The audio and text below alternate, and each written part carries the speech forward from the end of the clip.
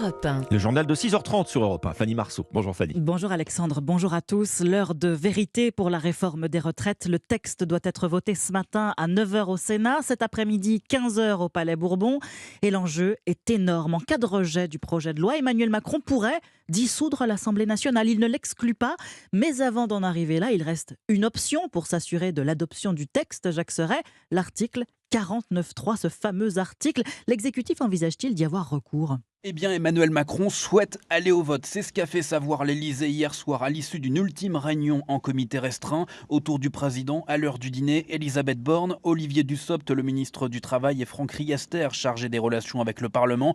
Conclusion de la réunion, l'exécutif n'a aucune certitude. La majorité absolue n'est pas assurée pour le camp présidentiel.